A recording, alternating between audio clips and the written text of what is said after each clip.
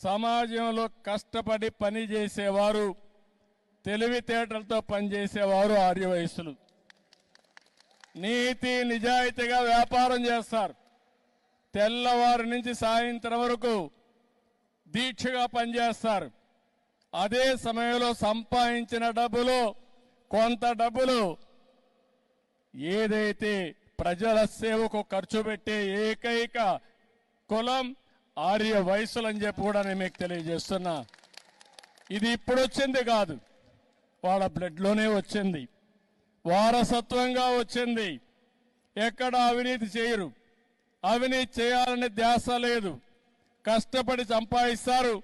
అందులో వాళ్లకు తోచిన విధంగా దాన కార్యక్రమాల కోసం, ధర్మ కార్యక్రమాల కోసం వెచ్చించే వ్యక్తులు ఆర్యవైశ్యులని చెప్పి కూడా నేను మీకు తెలియజేస్తున్నా. వారిని మనస్ఫూర్తిగా అభినందిస్తున్నా. వారు కూడా ఇప్పుడిప్పుడు కొద్దిగా వ్యాపారాలు, పెద్ద వ్యాపారాలు చేస్తున్నారు. కానీ ఒకప్పుడు చిరు వ్యాపారాలకే పరిమితమయ్యారు.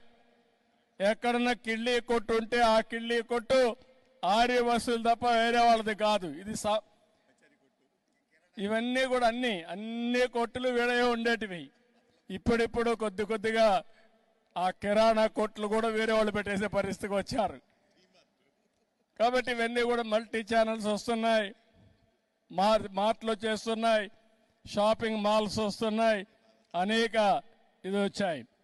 కానీ ఎన్నోసార్లు చెప్పాను, అందుకే ఆర్యవైశ్యుల కోసం ఒక కార్పొరేషన్ పెట్టి మీ తెలివితేటలు ఉపయోగించి మిమ్మల్ని కూడా వ్యాపారస్తులుగా తయారు చేయాలని తెలుగుదేశం పార్టీ ముందుకు